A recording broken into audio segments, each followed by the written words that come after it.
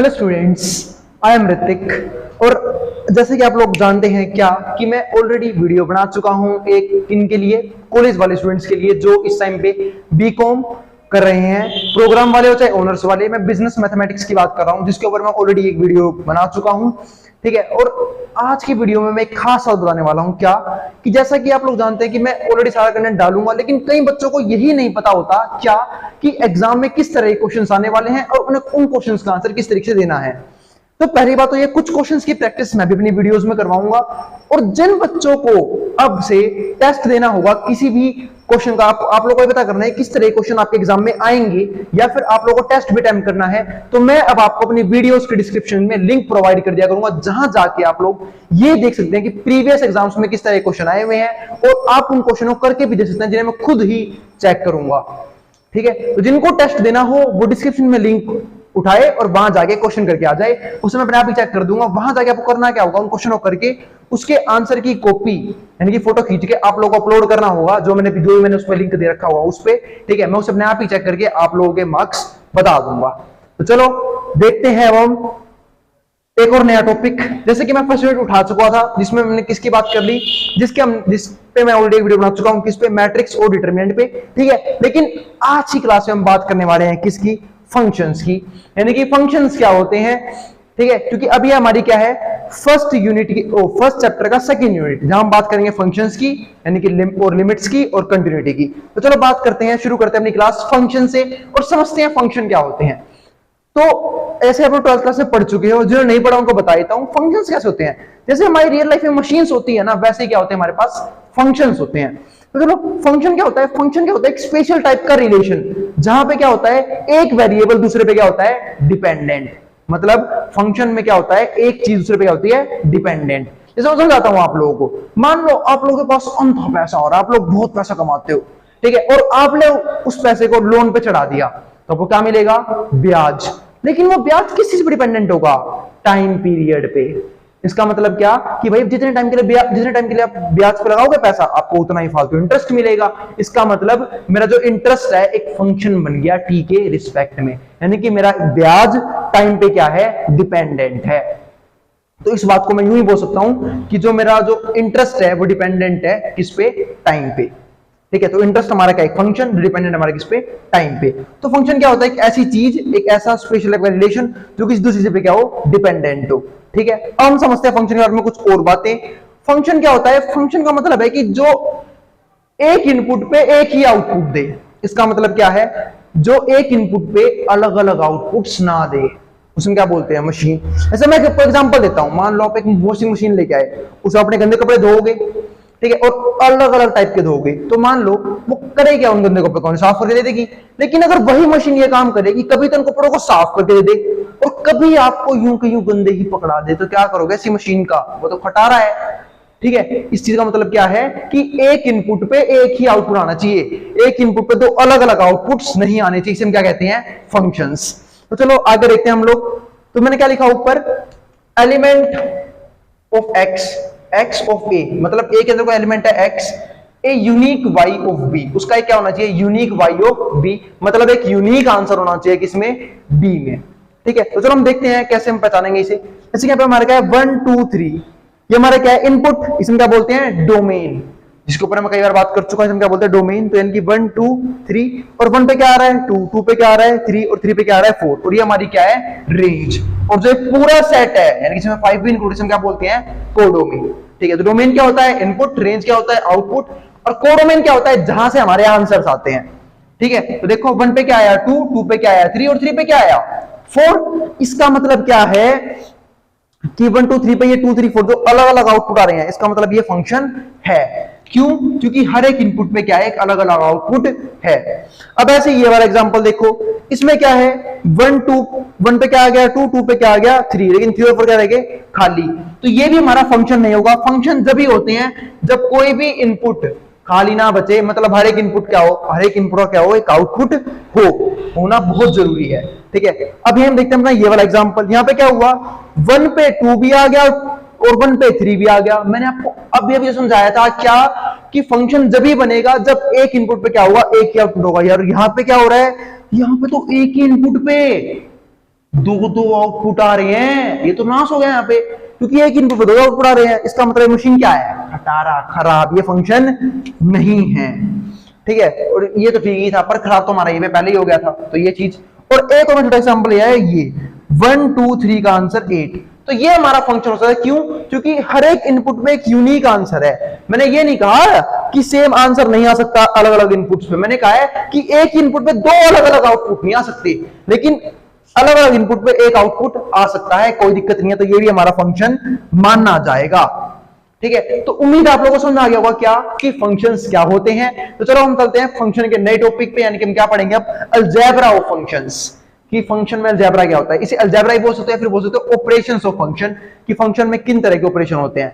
तो ऑपरेशन तो हम बचपन से ही पढ़ते आए हैं, 4 तरह के होते हैं। कौन कौन से, प्लस, माइनस, डिवाइड और मल्टीप्लाई। इतने बचपन में सीख थे जब हम बिल्कुल कच्चे में घूमते थे गली में। यहां देखते हैं, तो यहां हमारा क्या है, f प्लस जी इंटू में x, तो हमारा क्या आ गया, एफ एक्स प्लस में जी एक्स। ऐसे ही f माइनस जी, यहाँ पे क्या है हमारा x, तो क्या आएगा एफ एक्स माइनस जी एक्स। मतलब अगर दो फंक्शन जोड़ना हो तो एफ एक्स में जोड़ दो जी एक्स।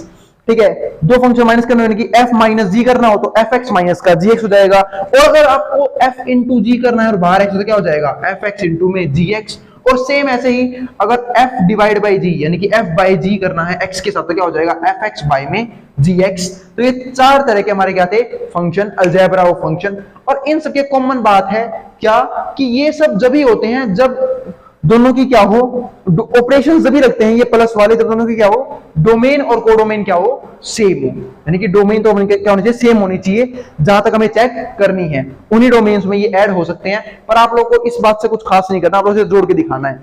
मैंने 2 एग्जांपल लिए यहाँ पे, एक एफ एक्स का और एक जी एक्स का। ठीक है, तो मैंने एफ एक्स लिया एक एक्स स्क्वायर प्लस 1 और जी एक्स क्या लिया 2x स्क्वायर माइनस का 3x और प्लस का 2। अब हम दोनों क्या करेंगे, जोड़ के दिखा देंगे। चलो जोड़ना शुरू करते हैं एक बार। तो चलो हमें क्या करना है, पहले एफ एक्स प्लस जी एक्स, हम यहां पे निकाल क्या रहे हैं, हम निकाल रहे हैं यहाँ पे f प्लस जी इंटू में x, और इसमें क्या लिखता हूं, एफ एक्स प्लस जी एक्स। और अब हम दोनों को उठा के जोड़ देंगे, और जब हम दोनों को ऐड करेंगे तो हमारा आंसर क्या आएगा, एक्स स्क्वायर प्लस 1 और उसमें ऐड कर दो 2x स्क्वायर माइनस का 3x प्लस का 2। उम्मीद है आप लोगों को जोड़ना पहले से आता ही होगा। याद रखना, वेरिएबल की चीजें जुड़ती और घटती जब है जब वेरिएबल सेम भी हो और वेरिएबल की पावर्स भी सेम हो। तो इसका मतलब x स्क्वायर वाली चीज सिर्फ x स्क्वायर वाली चीज से जुड़ सकती है। तो 2x square plus x square, यानी कि 2 टॉफी जमा 1 टॉफी 3 टॉफी 3x स्क्वायर, और ये वाला माइनस 3x हमारा यूं का यूं, और ये 1 प्लस में 2 क्या हो जाएगा, 2 और 1 कितने होते हैं, 3। तो ये कितना सिंपल था, हमारा आंसर आ चुका है f प्लस जी का, यानी कि एफ एक्स प्लस जी एक्स का। अब हम निकालते हैं यहाँ पे f माइनस जी इंटू में x, इसका भी वही सेम सिंपल सा फॉर्मूला, वो क्या हो जाएगा हमारा एफ एक्स माइनस में जी एक्स। तो एफ एक्स में जी एक्स को माइनस कर दो, तो माइनस करते हैं, एफ एक्स क्या है हमारा एक्स स्क्वायर प्लस का 1, ध्यान से लिख लेना आप यहाँ पे एक्स स्क्वायर प्लस का 1, और माइनस है, और जब भी माइनस हो और आगे 2 से फालतू टर्म आ रही हो तो ब्रैकेट लगा लेते हैं, वरना सवाल का बेड़ा गर्क हो जाता है। देखते हैं कैसे। जीएक्स हमारा क्या आएगा 2x स्क्वायर माइनस का 3x और प्लस का 2। यहां हमारा क्या है x स्क्वायर प्लस 1, तो यूं का यूं, इस माइनस को मैं क्या करूंगा अंदर भेज दूंगा, तो क्या हो जाएगा अंदर जाके ये माइनस का 2x square minus minus plus का 3x, और ये हो जाएगा हमारा माइनस का 2। तो देखो x स्क्वायर माइनस का 2x स्क्वायर, तो एक टॉफी में से दो टॉफी, क्या बचेगा माइनस का x है, क्योंकि प्लस माइनस माइनस और साइन रहता है हमेशा बड़े वाले का। ठीक है, और ये वाला प्लस का 3x यूं का यूं, क्यों, क्योंकि इसका कोई पार्टनर ही नहीं है जिससे ये ऐड हो या फिर सब्ट्रैक्ट हो, क्योंकि मैंने बता चुका क्या 3x को जोड़ने के लिए कोई ऐसी चीज चाहिए जिसके पीछे x हो, पर ऐसा कुछ नहीं है हमारे पास। तो और एक में से घट गया 2, तो क्या आएगा माइनस का 1, तो ये हमारा किसका आंसर आ चुका f माइनस जी एक्स का। अब करते हैं हम f इंटू जी एक्स, जिसे मैं क्या लिखता हूं यहाँ पे एफ एक्स इंटू में जी एक्स। फिर से भाई सिंपल सा दोनों को मल्टीप्लाई कर देंगे, तो यहाँ पे क्या होगा x square plus 1 multiply by 2x square minus का 3x प्लस का 2। तो अभी सोल्व कर देंगे इसे मल्टीप्लाई करते वक्त। कैसे, अब इसकी मल्टीप्लाई जो है इसकी तीनों से होगी, तो x square into 2x square, तो देखो 2 तो कांस्टेंट नहीं होगा, ही रहेगा, x स्क्वायर इंटू x क्या हो जाएगा बेस सेम पावर ऐड, तो x स्क्वायर इंटू x क्या हो जाएगा x की पावर 4, और जब मैं इसकी गुणा इससे करूंगा तो माइनस तो होगा, ही रहेगा, x स्क्वायर इंटू x क्या हो जाएगा x की पावर 3, और ये वाला 3 कांस्टेंट था यूं का यूं, और जब इसकी से करूंगा तो क्या हो जाएगा प्लस में 2x स्क्वायर। सेम ऐसे ही 1 की सबसे होगी, तो 1 इंटू में 2x square 2x square, 1 into में माइनस का 3x क्या हो जाएगा, माइनस 3x, क्योंकि एक की से गुणा कर लो कोई फर्क नहीं पड़ता, और एक गुना में 2, ये हमारा क्या हो जाएगा 2। अब देखते हैं कुछ कट रहा है क्या, 2x की 4 हमारा यूं का यूं, 3x क्यूब वाला कोई है ही नहीं, माइनस 3x क्यूब यूं का यूं, 2x square plus 2x square क्या हो जाएगा, 2 टॉफी जमा 2 toffee 4 toffee, 4x square minus 3x और प्लस का 2। अब हम निकालेंगे अपनी आखिरी चीज जिसका नाम क्या है, मैं उसे ऊपर निकाल देता हूं, f बाई gx। ये तो बहुत सिंपल से क्या लिख देंगे हम, fx डिवाइड बाई gx, तो वो आप कर ही लोगे। तो क्या आंसर आएगा, fx का देखते हैं, कुछ नहीं करना आपको, fx के नीचे बस ये आकर देना है, तो हमारा क्या आएगा आंसर, x स्क्वायर प्लस का 1 और नीचे क्या आ गया हमारा 2x square minus 3x plus का 2। इस तरीके से हमारे खत्म हो गया फंक्शंस, फंक्शन क्या होता है, ठीक है, और अलजेब्रा ऑफ फंक्शन की ऑपरेशंस ऑफ फंक्शन, यही मैंने समझा दिया है, ठीक है। लेकिन अब हम बात किसकी करेंगे, टाइप्स ऑफ फंक्शंस की, कि अलग तरह के फंक्शन कौन से होते हैं। और मैं फिर बता रहा हूं क्या, कि आप लोगों का टेस्ट भी होगा, आप लोगों के जो जिस तरह के क्वेश्चन आप लोगों कॉलेज के एग्जाम में पूछा सकते हैं, उसकी लिंक मैं डिस्क्रिप्शन में डाल दूंगा। जिसको क्वेश्चंस की प्रैक्टिस करनी है वो लिंक खोल के उन क्वेश्चंस को कर दे, और उसको अगर अपने आंसर वेरीफाई भी करवाने हैं तो वो यूं का यूं मेरी साइट पे अपलोड कर सकता है, मैं उसके आंसर चेक कर दूंगा। तो चलो देखते हैं, इसको स्क्रीनशॉट लेना हो ले सकता है। चलो अब हम बात करते हैं कुछ स्पेशल तरह के फंक्शंस की, ठीक है। यहां हम अब पढ़ेंगे टाइप्स ऑफ फंक्शंस, कि फंक्शन किस किस प्रकार के होते हैं, ठीक है। इसी में से मैंने 2 प्रकार के फंक्शन उठाए हैं, तो इसे हम क्या बोलते हैं, स्पेशल टाइप ऑफ फंक्शंस। वो फंक्शंस जो हमें आप लोगों के सिलेबस में पढ़ने हैं। पहला हमारा कौन सा है, कांस्टेंट फंक्शन। तो चलो समझते हैं कांस्टेंट फंक्शन क्या होता है, ठीक है। तो कांस्टेंट फंक्शन का मतलब क्या होता है, कि जहां पे आपको क्या मिल जाए, fx बराबर है c के, ठीक है। मतलब fx बराबर है किसी भी कांस्टेंट के, यानी कि किसी भी नंबर के। जैसे मान लो आपके पास लिख दूं मैं यहाँ पे, आप जानते हो मैं fx को यानी किसी फंक्शन को y से डिनोट कर सकता हूं, ठीक है। तो y लिख दिया मैंने यहाँ पे, बात y क्यों लिखा, x क्यों लिखा, क्योंकि इस फंक्शन का मतलब क्या है, कि जो x है वो हमारा क्या है, इंडिपेंडेंट। मैं आपको मतलब समझाता हूं, ये x क्या है हमारा यहाँ पे इंडिपेंडेंट, और ये जो भी है कांस्टेंट हमारा क्या है, डिपेंडेंट, ठीक है। किस पे, इस x पे। जैसे हमारा x बदलेगा इसकी वैल्यू भी क्या हो जाएगी, बदल जाएगी, ठीक है। तो इसलिए मैंने किसे दिखाया, y से। अगर मान लो y बराबर की लिखा हो 5, यानी कि fx बराबर हो 5, इसका मतलब क्या है, y बराबर है 5 के। तो आपको करना क्या है, कुछ नहीं करना, आपको y पर ढूंढना है 5 कहां है, ठीक है। और x के पैरेलल क्या कर दोगे, लाइन खींच दोगे, तो ये आ गई आपके x के पैरेलल लाइन।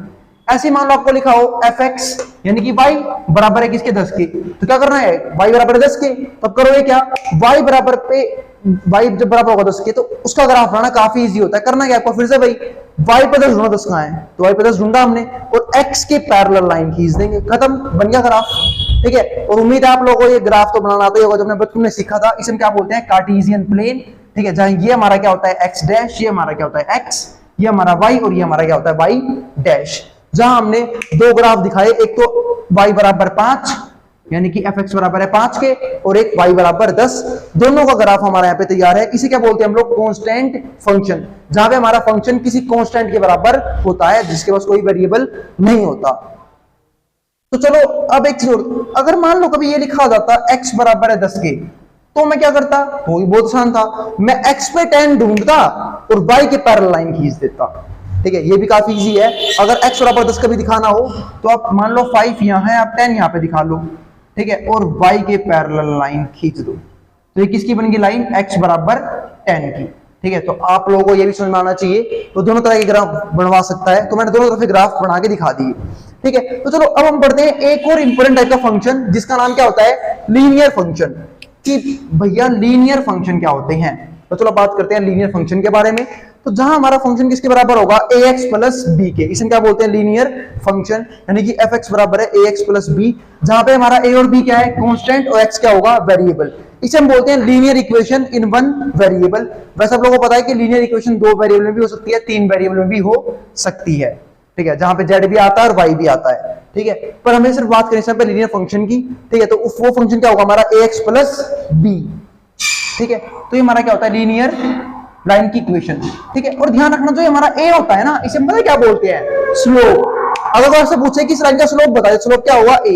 क्यों, क्योंकि मैं fx को लिखता हूं यहाँ पे y, और आप लोगों ने 11वीं में पढ़ा था, अगर हम किसी भी लाइन की इक्वेशन को कंपेयर करें y बराबर mx प्लस c से, तो जो m होता है वो हमारा क्या होता है, स्लोप। यानी कि अगर किसी भी लाइन में y को अकेला बना दे तो x के मल्टीप्लाई में जो वैल्यू होती है ना उसे हम क्या बोलते हैं, slope.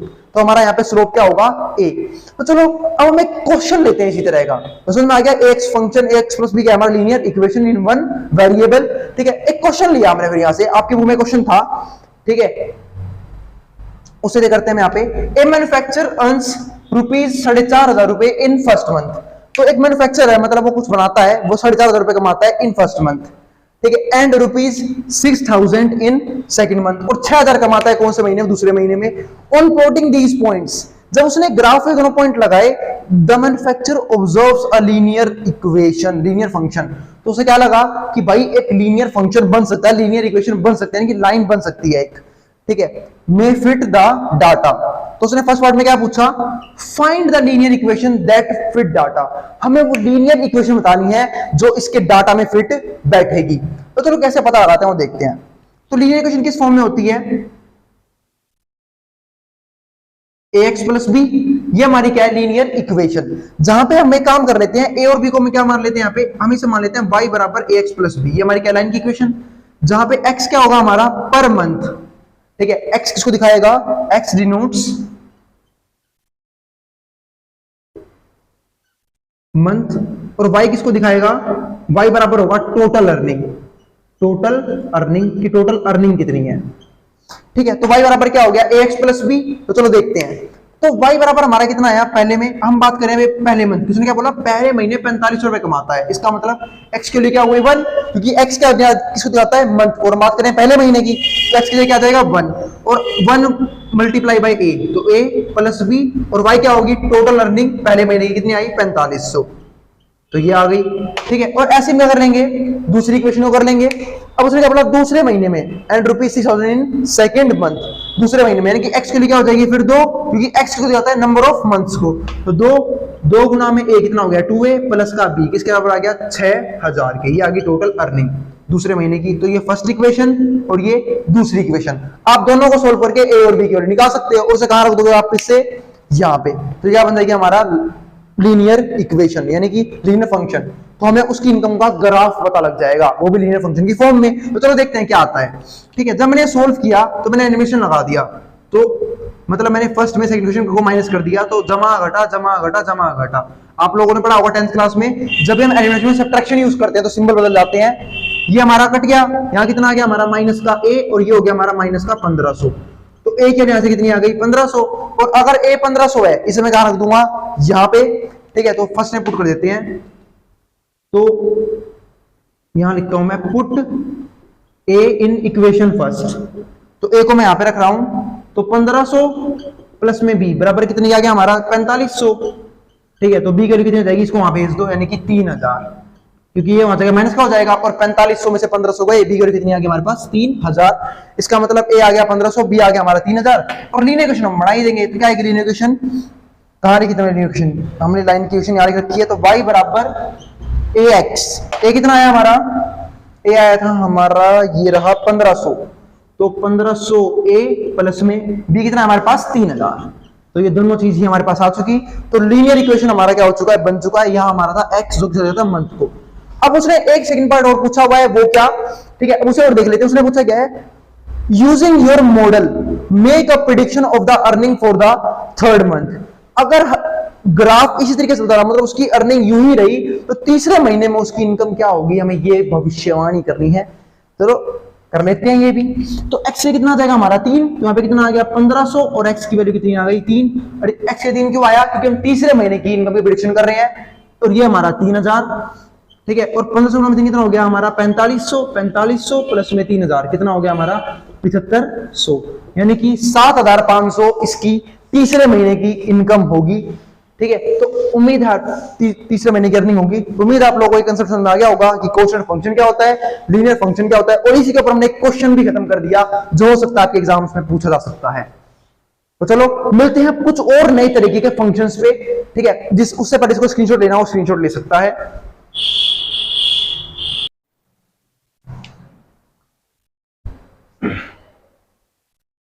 Hello students, I am Hrithik, और अब हम बात करने वाले हैं टाइप्स ऑफ फंक्शंस के कुछ और बेहतरीन फंक्शंस की, जहां हम पढ़ेंगे 3 और तरह के फंक्शंस। तो चलो देखते हैं हम टाइप ऑफ फंक्शन में और किन किन तरह के फंक्शंस होते हैं। तो हमारे पास जो है ना अब तीन और फंक्शन ये मैंने यहाँ पे, जिसमें से एक का नाम क्या है रैशनल फंक्शन, एक का नाम क्या है एब्सोल्यूट फंक्शन और एक का नाम क्या है हमारा एक्सपोनेंशियल फंक्शन। तो चलो देखते हैं तीनों फंक्शन क्या क्या होते हैं। तो चलो जैसे मैंने क्या लिखा ऊपर रैशनल फंक्शन, आप लोगों ने रैशनल नंबर के बारे में तो सुना होगा पर रैशनल फंक्शन के बारे में नहीं सुना होगा। क्या होते हैं रैशनल नंबर? वो नंबर जो p बाई क्यू की फॉर्म में हो, मतलब क्या, जो फ्रैक्शन की फॉर्म में हो और जहां पे q कभी भी जीरो नहीं हो सकता। क्यों? क्योंकि अगर फ्रैक्शन देखो, फ्रैक्शन जो होता है उसमें दो पार्ट होते हैं, जैसे यहाँ पे p और px बाई qx लिखा हुआ है मैंने, ऐसे मान लो मैंने बात की रैशनल नंबर की, जो हमारा क्या होता है p बाई क्यू की फॉर्म में होता है, जहां पे हमारा q कभी भी जीरो नहीं हो सकता। ठीक है, इस बात का मतलब क्या है, आपने देखा होगा फ्रैक्शन के दो पार्ट होते हैं, एक हमारा क्या होता है न्यूमरेटर और एक हमारा क्या होता है डिनोमिनेटर। अगर नीचे वाला पार्ट हमारा जीरो हो गया तो पूरा फंक्शन क्या हो जाएगा हमारा नॉट डिफाइंड, पूरा नंबर क्या हो जाएगा नॉट डिफाइंड। ऐसे हमारे पास क्या होते हैं रैशनल फंक्शन, जो किसकी फॉर्म में होते हैं, ऊपर भी क्या होता है हमारा px, नीचे क्या होता है qx, मतलब ऊपर तो है px मतलब एक x का फंक्शन, नीचे भी क्या है qx जो कि क्या है एक x का फंक्शन। लेकिन नीचे वाला पार्ट कोई भी जीरो नहीं हो सकता। क्यों? अगर नीचे वाला पार्ट x की किसी वैल्यू पे जीरो हो रहा है, इसका मतलब वो वैल्यू हम नहीं लेंगे डोमेन के अंदर। क्यों? क्योंकि हमने वो वैल्यू ले ली तो ये फंक्शन क्या हो जाएगा हमारा नॉट डिफाइंड। इसलिए मैंने क्या बोला qx कभी भी जीरो नहीं हो सकता, इसे क्या बोलते हैं रैशनल फंक्शन। उम्मीद आपको इस समझ में आ गया होगा क्या कि रैशनल फंक्शन किसे बोलते हैं। तो चलो हम शुरू करते हैं अपना नया फंक्शन, रेगुलर फंक्शन। ये तो बहुत कुछ सा, मैं इसे एग्जांपल दिखाता हूं। एक मान लो आपने कहीं पे लिख लिया sin x by cos x। वैसे सब बच्चे जानते होंगे ट्रिग्नोमेट्री में sin बाई cos के लिए क्या होती है tan। ठीक है, तो ये बन जाएगा हमारा tan x, पर ये हमारा क्या है p बाई q की फॉर्म में है। ठीक है, तो sin x by cos x। तो चलो अब हम देखते हैं अपना नया फंक्शन जिसका नाम क्या है एब्सोल्यूट वैल्यू फंक्शन। तो अब देखते हैं एब्सोल्यूट वैल्यू फंक्शन क्या होता है।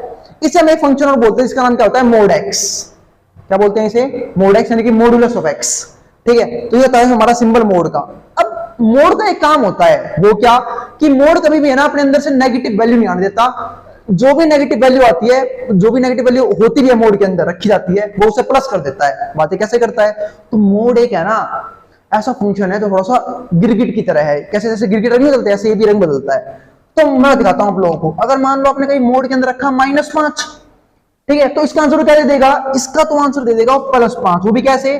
मोड खुद हट जाएगा और एक माइनस छोड़ के जाएगा। तो मतलब क्या, यहाँ पे होगा माइनस माइनस और ये 5 और माइनस माइनस क्या होगा +5। मतलब मोड माइनस वालों के लिए तो एक माइनस का नंबर छोड़ के जाता है। लेकिन अगर मैं बात करूं यहीं पे प्लस के 5 के मॉडुलस की, तो क्या आंसर आएगा? सिर्फ 5। क्यों? प्लस के लिए मोड यू का यू हट जाता है। तो इसे क्या बोलते हैं? मॉडुलस फंक्शन, यानी कि एब्सोल्यूट वैल्यू फंक्शन। ठीक है, तो चलो अब आगे देखते हैं। यहाँ पे एब्सोल्यूट फंक्शन में क्या लिखा मैंने, f(x) बराबर है मोड x। ठीक है, डोमेन क्या होती है इसकी? पूरी रियल नंबर। ठीक है, और रेंज क्या होती है? Positive real number. ठीक है, मतलब ये सिर्फ पॉजिटिव नंबर देगा और कुछ नहीं देगा। तो चलो देखो, हमने फंक्शन क्या देखा मोड x। तो मैंने क्या बोला, अगर आप x की जगह रखते हो या तो 0 या फिर 0 से बड़ी वैल्यू, तो ये आंसर देगा x, मतलब मोड u का यू हट जाएगा बिना कुछ किए। लेकिन अगर आपने गलती से भी रख दिया 0 से छोटी वैल्यू, और 0 छोटी क्या होती है? नेगेटिव वैल्यूज, तो जो ये मोड है वो क्या छोड़ देगा? माइनस छोड़ देगा। यहाँ पे क्या आएगा? माइनस का x। उम्मीद है आप लोगों को ये बात समझ में आ गई होगी कि फंक्शन मोड x का मतलब क्या होता है। चलो अब आगे देखते हैं अपने एक और। हमने देखा इसका बनाया ग्राफ। ठीक है, अब इसका ग्राफ कैसे बनेगा? ठीक है, इसका मैं इसलिए बनाया क्योंकि इसका हर एक क्वेश्चन में ग्राफ बनता है, इसलिए मैंने इसका ग्राफ नहीं बनाया। अब बात रहेगी इस मोड x से ग्राफ की। तो हमने मोड में क्या देखा कि अगर हम लेते हैं 0 की इस तरफ की वैल्यू, ठीक है, तो मोड हमारा क्या कर देगा? पॉजिटिव वैल्यू देगा। मतलब अगर मैं x की वैल्यू, x जो है वो सारे प्लस के रखूं, तो भी ये जो y है, मतलब y जो रहेगा वो पॉजिटिव ही रहेगा। और अगर मैंने ये नेगेटिव वैल्यूज यानी कि इस तरफ की वैल्यू, तब भी क्या होगा? y पॉजिटिव ही रहेगा। इसका मतलब ये किसका दिखाता है? हमारा ये वी शेप का जो ग्राफ बना है किसका? ये मोड x का। तो उम्मीद आप लोगों को मोड x समझ में आ गया होगा। ठीक है, और ये 0 पे देता है 0 आंसर। ठीक है, तो ये था हमारा क्या? Function mode x। ठीक है, और हमने मोड x के बारे में सारी बात कर ली है। अब आता है एक और बेहतरीन फंक्शन, ठीक है, मैथ का, जिसका नाम क्या होता है? हमारा एक्सपोनेंशियल फंक्शन। ठीक है, ये जो आता है ये स्पेशली 11वीं क्लास के अंदर ही आता है। अब आता है एक्सपोनेंशियल फंक्शन क्या होता है। ठीक है, तो एक्सपोनेंशियल फंक्शन समझने से पहले मैं कोई एक बात समझाता हूं कि ई क्या होता है। ई को हम बोलते हैं मैथमेटिकल कांस्टेंट। ई को हम क्या बोलते हैं? Mathematical constant. आप सब लोगों ने पाई के बारे में तो सुना ही होगा। पाई हमारा क्या होता है? एक इरेशनल नंबर जिसका जो डेसिमल एक्सपेंशन है ना तो कभी टर्मिनेट करता ना ही रीकर करता, मतलब ना तो रिकरिंग होता ना फिर टर्मिनेटिंग होता। ठीक है, इसका मतलब पाई एक हमारा क्या होता है, इरेशनल नंबर जिसका डेसिमल एक्सपेंशन क्या होता है, नाइदर रिकरिंग नो टर्मिनेटिंग। ठीक है, लेकिन अगर मैं बात करूं ई के, तो ई भी हमारा क्या होता है, इरेशनल नंबर, लेकिन इसे हम क्या बोलते हैं, मैथमेटिकल कांस्टेंट, जिसकी अप्रोक्स वैल्यू मानी जाती है 2.71। ठीक है, अप्रोक्स वैल्यू है ये। ठीक है, तो इसे हम क्या बोलते हैं, मैथमेटिकल कांस्टेंट। ठीक है, तो हम देखते हैं हम आगे मैथमेटिकल कांस्टेंट में और भी चीजें। ठीक है, तो एक्सपोनेंशियल फंक्शन क्या होता है, जब हम इस ए या फिर ई की पावर में एक्स रख देते हैं, क्या रख देते हैं, एक्स रख देते हैं, मतलब हम कोई भी वैल्यू रख रहे हैं किसी पावर के अंदर। तो आप लोगों को उम्मीद है पावर सोल्व करनी आती होगी। ठीक है, मुझे उम्मीद है आप लोगों को पावर सोल्व करनी तो आती होगी, वैसे फिर ही बताऊंगा भाई थोड़ी देर बाद, पर हम समझ लेते हैं कि ये फंक्शन काम किस तरीके से करता है। तो हमारा क्या है, ई की एक्स है, तो मान लो आप दो तरह की वैल्यूज लोगे, एक तो आप यहाँ पे क्या लोगे, 1 से नीचे की, क्योंकि इसकी डोमेन क्या है, पूरी रियल नंबर। ठीक है, और एक क्या लोगे आप, पॉजिटिव वैल्यूज। ठीक है, एक्स की जगह, तो चलो देखते हैं, एक्स की जगह आपको जो मन करे आप वो ले सकते हो, माइनस के नंबर हो चाहे प्लस के नंबर हो। ठीक है, तो चलो दो तरह की बात आती है यहाँ पे, वो क्या, एक तो हमारा क्या होता है, ए ग्रेटर देन 1। ए ग्रेटर देन ग्राफ यूं चलता है, इसका मतलब क्या है, अगर आपने ए की जगह 1 से फालतू रखा है तो। अब बात है क्या भैया, ए की जगह 1 भी रख सकते हैं, जी नहीं, ए की जगह भी 1 रखा जाएगा, क्यों, क्योंकि 1 एक ऐसा नंबर होता है जिसकी पावर आप कुछ भी रख लो, कोई फर्क ही नहीं पड़ता। अब एक है, एक की बार में चाहे मैं 10 रखूं, चाहे 50 रखूं, चाहे 500 रखूं, चाहे 5000 रखूं, आंसर एक ही आएगा। क्यों, पावर का मतलब क्या होता है, उसको उतने टाइम मल्टीप्लाई कर दो, और आप एक को कितनी बार भी एक से मल्टीप्लाई कर लो वो रहेगा एक ही। इसलिए हम कभी भी यहाँ पे एक लेके ट्रीट नहीं करते हैं। बाकी चीज देखते हैं, अब अगर आपने ए ग्रेटर देन 1 लिया, मतलब 2 लिया, 4 लिया, 5 लिया, तो ध्यान से देखना, अगर मैं ए की जगह 2, 3, 4 ऐसे नंबर लेता हूं, ठीक है, तो जैसे उनकी पावर बढ़ाऊंगा मैं, जैसे मैं एक्स बढ़ाऊंगा, ये जो ग्राफ है ऊपर की तरफ भागना शुरू हो जाएगा। जैसे मान लो मैं 2 की पावर पहले रखता हूँ 0, क्या रखा मैंने, 0। 2 की मैंने 2 लिया, मान लो एक नंबर, सपोज क्या ए की जगह वाली 2 है, एक से फालतू नहीं थी, मैं 2 लिया मैंने, तो 2 की पावर 0, तो ये क्या बन जाएगा, 1 बन जाएगा, क्योंकि किसी के पावर 0 1 होता है, तो यहां रखा तो 1 आ गया। ठीक है, लेकिन जैसे मैं इसकी वैल्यूज बढ़ाऊंगा, यानी कि मैंने 2 की पावर 1 कर दिया, 2 हो गया, 2 कर दूंगा, 2 गुना में 2 4 हो जाएगा, 3 करूंगा, 2 गुना में 2 गुना में 2 8 हो जाएगा, 2 की पावर 4 करूंगा तो कितना आएगा, 16 आएगा, 5 करूंगा तो 32 आएगा। जैसे जैसे मैं एक्स की वैल्यू बढ़ा रहा हूं, यहाँ पे जो ये वाई है, जो हमारा ग्राफ है, ये वाई की तरफ ऊपर उठता चला जा रहा है, यानी कि वाई की वैल्यूज और बड़ी बड़ी आ रही है। ठीक है, सेम ऐसे यहाँ पे अगर मैं बाई चांस एक्स की वैल्यू नेगेटिव लेता हूं, तो वो उतना ही क्या होता चला जाएगा, छोटा होता चला जाएगा। क्यों, क्योंकि फिर वो अपॉन में शुरू हो जाएगा। इसमें दिखाता हूं आप लोगों को, 2 की पावर -1 का मतलब क्या होता है, 1/2। ठीक है, ये प्रॉपर्टी होती है इसकी, इस टॉपिक के बाद में इस प्रॉपर्टी की बात भी करूंगा, वैसे बता देता हूं, ये प्रॉपर्टी है a की पावर -m। अगर किसी की पावर नेगेटिव हो तो उसे हम 1 के नीचे ले जाके पॉजिटिव कर सकते हैं, तो 1/2 आया। लेकिन मैं रखूं 2 की पावर -2, तो कितना आया, -1 2 का स्क्वायर यानी कि 4। तो देखो ये बड़ा आया, फिर ये ओ छोटा आया, तो जैसे जैसे मैं नेगेटिव वैल्यूज बढ़ाऊंगा ना, तो इसका ग्राफ और नीचे गिरता चला जाएगा।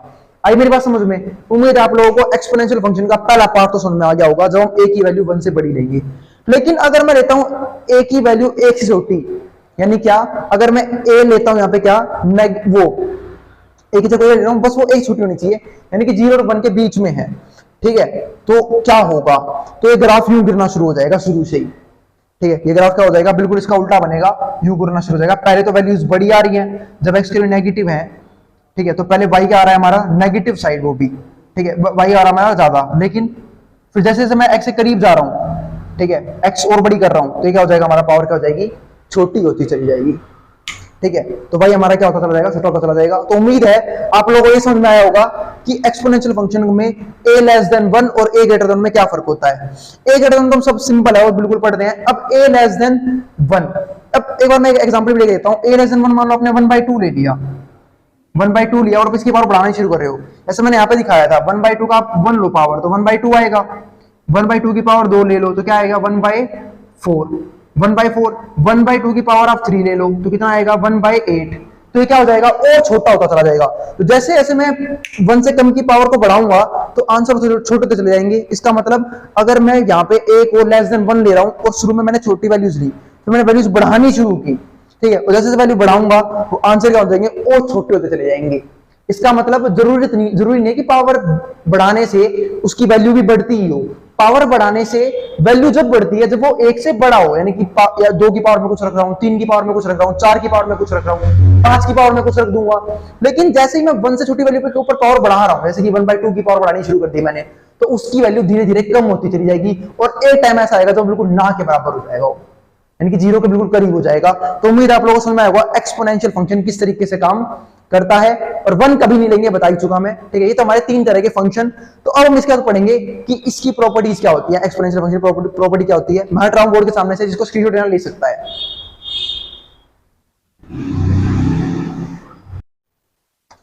चलो फिर अब हम देखते हैं प्रॉपर्टीज ऑफ एक्सपोनेंशियल फंक्शन।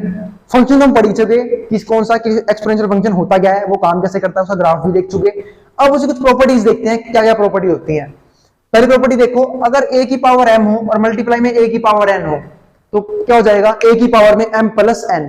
इसका मतलब अगर बेस सेम हो, देखो बेस सेम है तो पावर क्या होती है, ऐड हो जाती है, ठीक है। तो क्या हो गई m प्लस n। एग्जांपल देता हूं, जैसे मान लो 5 का स्क्वायर हो और मल्टीप्लाई में क्या हो, 5 की पावर है 5, तो नीचे वाला सेम है यानी कि बेस सेम, तो पावर क्या हो जाएंगी, ऐड हो जाएंगी। तो क्या हो जाएगा, 5 की पावर में क्या हो जाएगा, 5 जमा 2 7, ठीक है। ऐसे ही सेकंड पार्ट देखते हैं, यहाँ पे क्या हो गया, अगर a की पावर में m हो डिवाइड में a की पावर में n हो, मतलब क्या, बेस सेम हो लेकिन डिवाइड में हो तो पावर क्या होती है, माइनस होती है। तो क्या हो जाएगा, a की पावर में m माइनस का n, ठीक है। अब आगे देखते हैं, यहाँ पे अगर a की पावर m हो और उस पूरे की पावर में क्या हो, n हो, मतलब क्या, यहाँ पे a की पावर में m है और उस पूरी की पावर में क्या है, कुछ और है, तो पावर की पावर से क्या होती है, मल्टीप्लाई होती है। तो क्या हो जाएगा, a की पावर में m इंटू n। अब देखते हैं अपनी चौथी प्रॉपर्टी, वो क्या, अगर ab की पावर में n हो तो जब पावर अंदर आएगी तो क्या होगा, जब पावर अंदर आएगी तो क्या होगा, a की पावर n और मल्टीप्लाई b की पावर n, ठीक है। ऐसे आगे देखते हैं, अगर a बाय b की पावर में n हो तो क्या होगा, जब पावर अंदर आएगी तो क्या हो जाएगा, a की पावर में n और डिवाइड में b की पावर में n, ठीक है। तो जब पावर अंदर आई दोनों की पावर होगी, इसकी भी और नीचे वाले की भी। सेम ऐसे यहाँ पे हुआ था, जब पावर अंदर आई तो a की पावर भी चली गई और b की पावर भी चली गई अलग से। अब देखते हैं 6 प्रॉपर्टी, जिसकी बात मैंने क्वेश्चन में की भी थी, क्या, अगर किसी की पावर नेगेटिव हो तो उसे पॉजिटिव कर सकता हूं 1 के अपॉन में लिख के, जैसे यहाँ पे क्या है, a की पावर माइनस n, इसे प्लस कर सकता हूं कैसे, इसे पॉजिटिव कर सकता हूं 1 अपॉन में a की पावर n करके। इसका मतलब अगर हम पावर को ऊपर नीचे करते हैं, यानी कि न्यूमरेटर से डिनोमिनेटर में करते हैं या फिर डिनोमिनेटर से न्यूमरेटर में करते हैं, तो पावर के सिंबल बदल जाते हैं। सेम ऐसे यहाँ पे a की पावर 0 हो, इसका मतलब क्या है, किसी की पावर 0 हो तो किसके बराबर होता है, 1 के बराबर होता है। तो ये हमारे क्या थे, कुछ प्रॉपर्टीज किसकी, एक्सपोनेंशियल फंक्शन की, ठीक है। मतलब अगर पावर में है तो कौन कौन सी प्रॉपर्टीज हम लगा सकते हैं, ठीक है। अब इसके बाद हम क्या देखते हैं यहाँ पे, लोगैरिथमिक फंक्शन, ठीक है, कि लोगैरिथम फंक्शन काम किस तरीके से करता है। इसे हम बोलते हैं लोग, कई बार हम इसे क्या बोलते हैं, लोग भी बोलते हैं, लोग फंक्शन शॉर्ट फॉर्म में, मतलब एब्रिविएशन है लोगैरिथम का, क्या, लोग, ठीक है। अब लोग जो है ना वो 2 तरह के होते हैं, ऐसे मान लो मैं कहीं पे लिख दूं आपको log 1, वैसे log 1 के लिए क्या होती है, 0 होती है। log की कुछ चीजें होती हैं, log के यहाँ पे हमेशा क्या होता है, e होता है, ठीक है। इसे हम बोलते हैं log का बेस, हमेशा नहीं, पर इसे हम बोलते हैं नेचुरल log। जनरली log के बेस में क्या होता है, e होता है, जिसे हम क्या बोलते हैं, नेचुरल log। और ये हमारा क्या था, तुमने ऊपर पढ़ा था, मैथमेटिकल कांस्टेंट, तो हमारा क्या हो गया, log e, ठीक है। ये हमारा बेस e है, ये हमारा क्या है, 1। अब हमें सीखना ही है कि लोग काम किस तरीके से करता है, तो चलो एक बार उसके पर बात करते हैं। जैसे मान लो कभी आपको ये लिखा हो, इसका आंसर ये कैसे आया 0 ये बताऊंगा मैं, ठीक है। लोग मैंने यहाँ पे लिया 2 और यहाँ पे लिख दिया 8, अब इसके आएगी 3।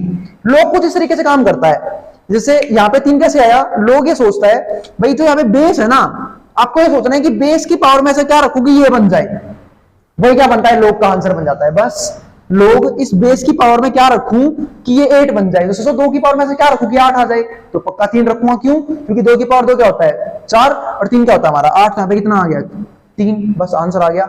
सेम ऐसे यहाँ पे 0 कैसे आया, तो e की पावर में क्या रखूं कि 1 आ जाए, ठीक है। तो e क्या है हमारा एक कांस्टेंट, और हम जानते हैं हम किसी की पावर में 0 रखेंगे तो 1 आएगा, तो बस हमने e की पावर में क्या रखा, 0 रखा तो 1 आ गया। हमने प्रॉपर्टी पढ़ी थी कि किसी की पावर 0 1 के बराबर होता है, तो बस e की पावर मैंने 0 रखी और क्या बन गया, हमारा 1 बन गया। इसलिए log 1 की वैल्यू क्या होती है, 0 होती है। तो लोग काम किस तरीके से करता है समझा चुका आप लोगों को। एक और क्वेश्चन देखते हैं ऐसे यहाँ पे, अगर मान लो कभी लिखा हो log 3 27, तो log 3 की सर पे, ठीक है, क्या रखूं कि 27 आ जाए, तो क्या रखूंगा, तो 3 के सर पे क्या रखूंगा मैं, 3, क्यों, क्योंकि 3 का स्क्वायर क्या होता है, 9, 3 गुणा में 3 9 होता है, और 3 की पावर 3 क्या हो जाएगा, 27, 3 गुणा में 3 गुणा में 9 और 9 गुणा में 3 27, तो यहाँ पे कितना आ गया हमारा 3, बस ठीक है, तो उम्मीद आप लोगों को समझ आएगा लोग काम किस तरीके से करता है। चलो एक क्वेश्चन और देखते हैं।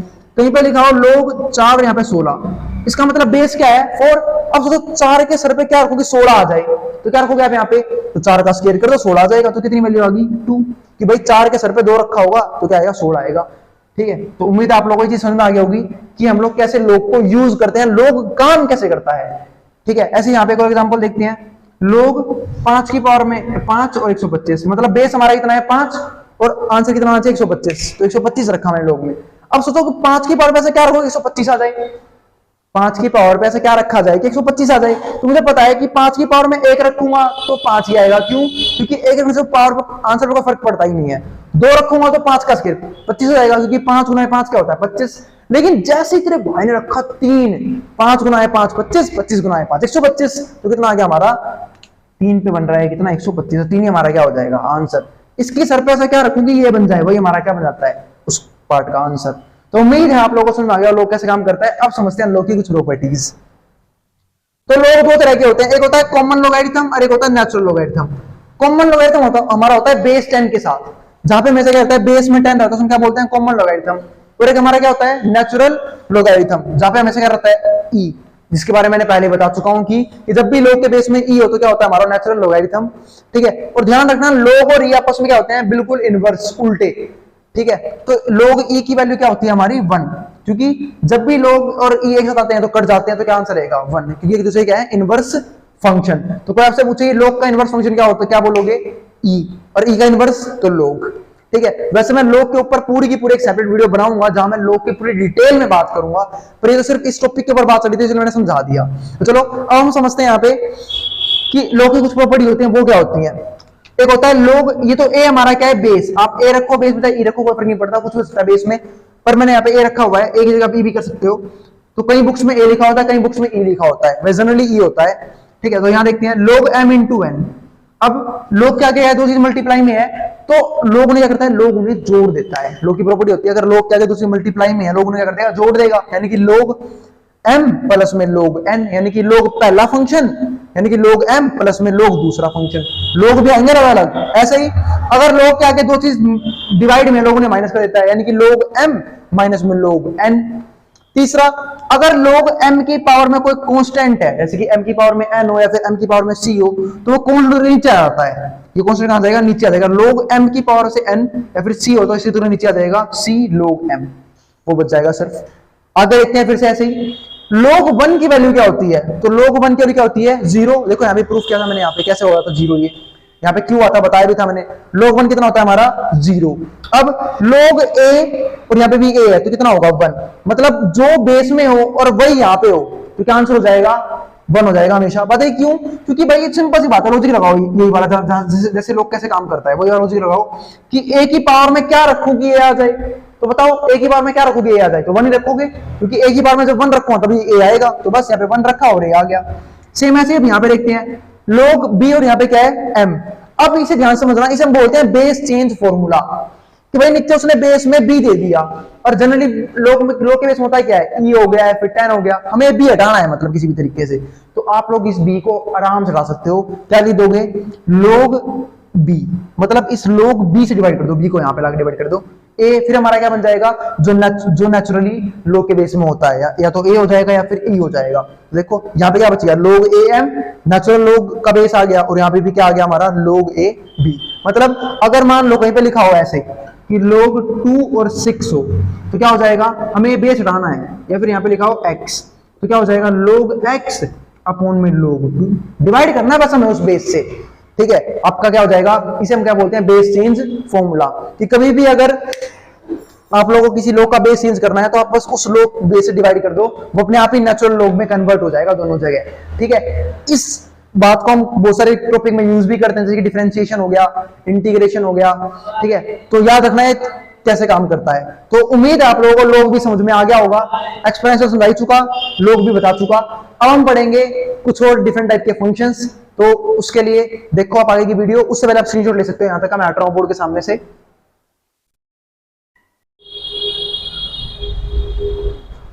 तो चलो अब हम बात करते हैं किस टॉपिक के ऊपर, जहां पे हम कुछ फंक्शंस पढ़ने वाले हैं जो किससे रिलेटेड है, एक तो इकोनॉमिक्स से या फिर किससे बिजनेस से। तो चलो हम ऐसे कुछ फंक्शंस देखते हैं, ठीक है, जो हमारे से दो चीजें रिलेट करते हैं, या तो फिर बिजनेस से या तो फिर किस चीज से, इकोनॉमिक्स से।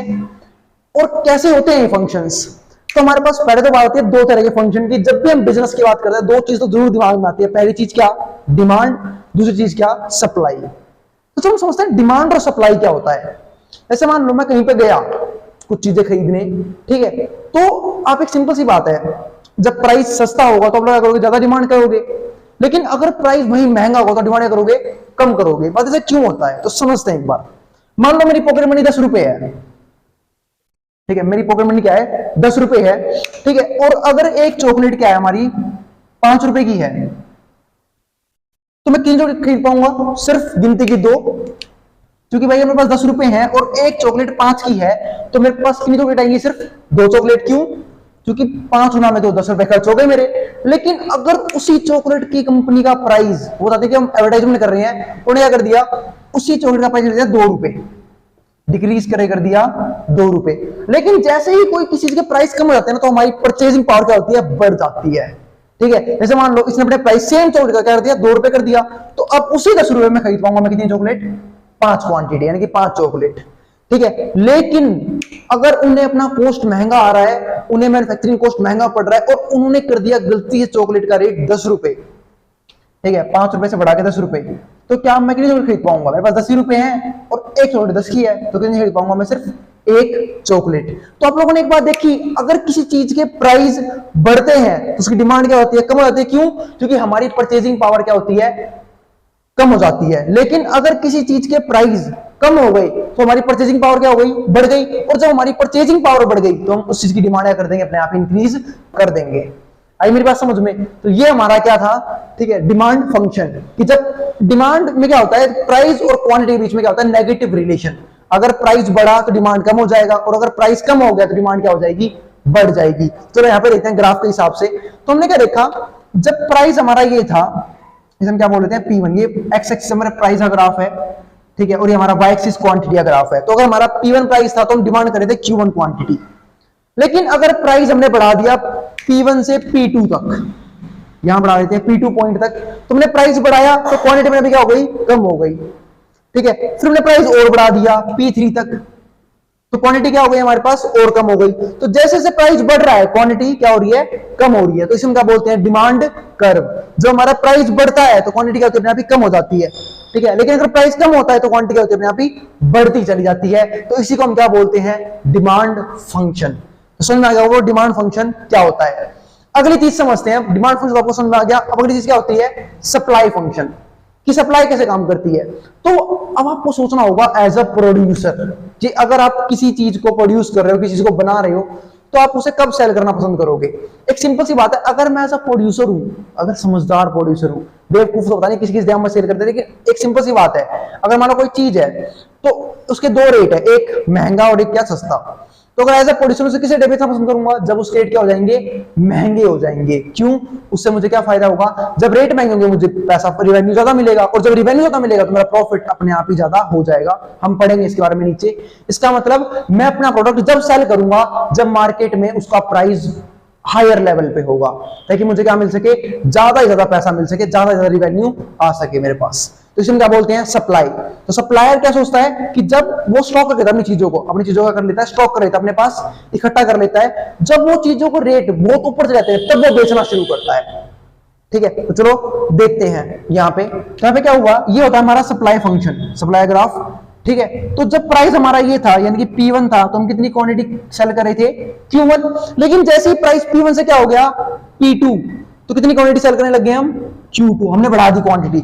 और जैसे ही प्राइस मार्केट में अंधा धुंध बिल्कुल छा गया, प्राइस मैक्सिमम हो गया, हमने क्वांटिटी सेल कर दी Q3। इसका मतलब जैसे जैसे प्राइस ऊपर जाता चला गया, मेरी जो क्वांटिटी थी बेचने वाली वो मैं बढ़ाता चला गया। इसे बोलते हैं क्या? ठीक है, पॉजिटिव रिलेशन। किसके बीच का? प्राइस और क्वांटिटी के बीच में। मतलब हमने क्या देखा? डिमांड फंक्शन में प्राइस और क्वांटिटी में नेगेटिव रिलेशन होता है, लेकिन वही अगर मैं बात करूं सप्लाई फंक्शन में, तो प्राइस और क्वांटिटी बीच में क्या होता है? Positive relation. प्राइस बढ़ेगा तो सेलेबल क्वांटिटी भी क्या कर दूंगा? बढ़ा दूंगा। और जब प्राइस कम हो जाएगा तो मैं क्वांटिटी सेल करनी क्या कर दूंगा? कम कर दूंगा। तो चलो अब हम देखते हैं सप्लाई फंक्शन के अलावा भी कुछ फंक्शंस होते हैं उनके बारे में। तो कौन कौन से हैं वो?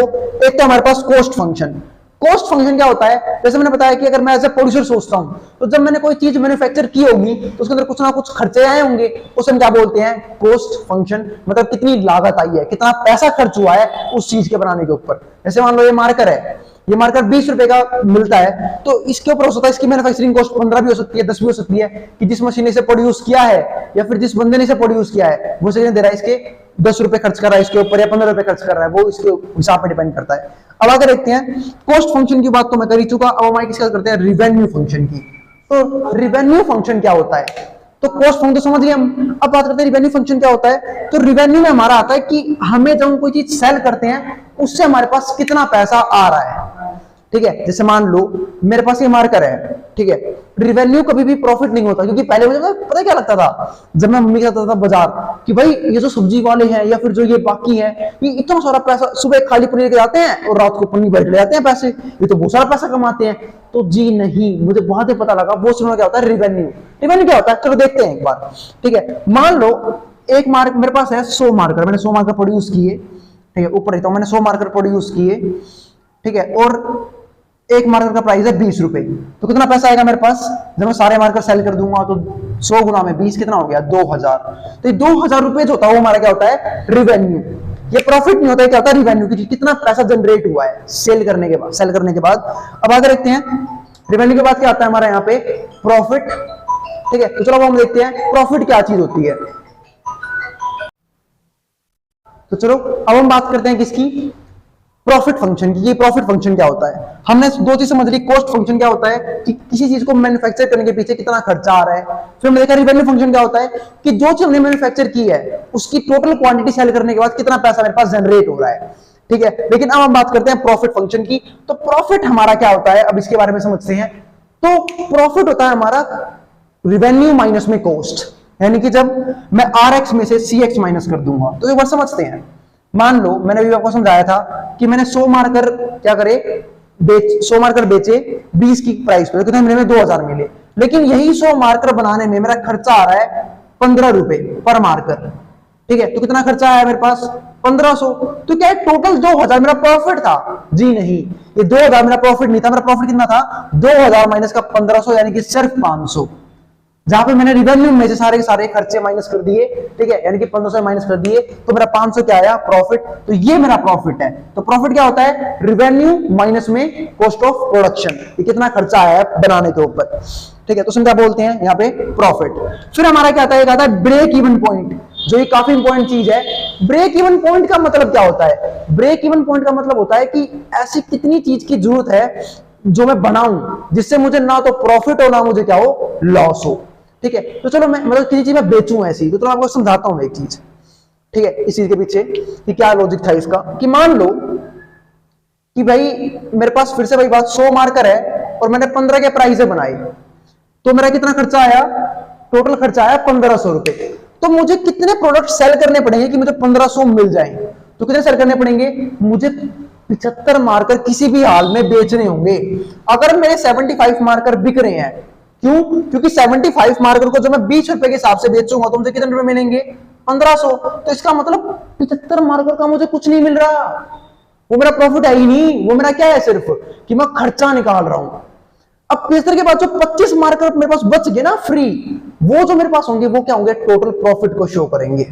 क्या कि जब 25 मार्कर मतलब बिक जाएंगे 20 के प्राइस पे, तो मेरा क्या हो जाएगा, प्रॉफिट हो जाएगा कितना, बाकी जो बच गए यानी कि 500 रुपए। तो इसका मतलब अगर 75 मार्कर में बेच पाता हूं तो मेरा क्या है, ब्रेक इवन पॉइंट, जहां मैं क्या रहूंगा, नो प्रॉफिट नो लॉस में। यानी कि ब्रेक इवन पॉइंट वो पॉइंट होता है जहां पे हमारे बिजनेस से इतना पैसा आता है कि जहां पे हम ना तो प्रॉफिट में हो या फिर ना तो प्रॉफिट में हो ना ही लॉस में, मतलब हमारा जो खर्चा है वो निकल रहा है, ठीक है। तो चलो अब आगे देखते हैं। तो समझ गए ब्रेक इवन पॉइंट क्या होते हैं, ठीक है। अब आगे हम समझते हैं 3 तरह के फंक्शन होते हैं हमारे किसमें, इकोनॉमिक्स में, क्या बोलते हैं, कंजप्शन, सेविंग और इन्वेस्टमेंट, ठीक है। ये 3 फंक्शन हो रहे हैं। हम समझते हैं कंजप्शन फंक्शन क्या होता है। तो जैसे कि बता चुका हम, अब हम जैसे जितने भी दुनिया में जितने भी लोग हैं, हम सारे सारे क्या है, कंज्यूमर हैं। कोई कुछ कंज्यूम कर रहा है, कोई कुछ कंज्यूम कर रहा है, पर हम सारे के सारे क्या है, कंज्यूमर्स हैं। हम सारे के सारे कोई ना कोई प्रोडक्ट कंज्यूम करते हैं, फिर कोई ना कोई चीज यूज करते हैं, कंज्यूम करते हैं,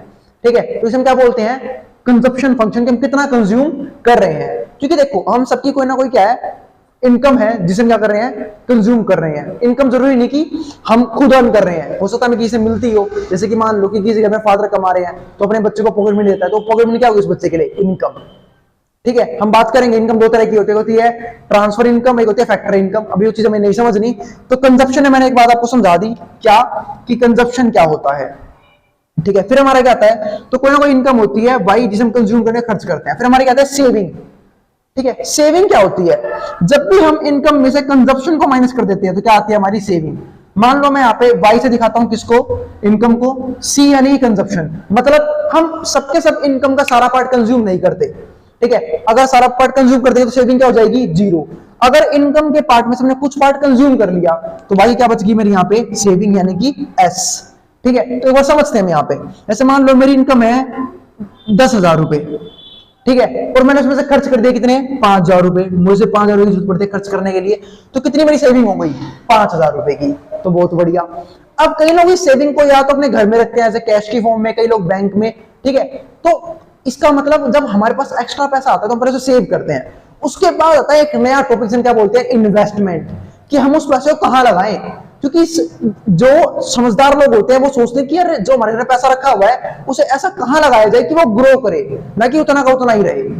ठीक है, तो हम लोग उस पैसे को या तो एफडी पे लगाते हैं, एफडी पे इन्वेस्ट करते हैं, फिर बैंक में रखते हैं। ठीक है, बैंक तो एक बकवास इन्वेस्टमेंट है, क्यों, क्योंकि बैंक में रखा हुआ पैसा हमारा डिक्रीज ही होता है।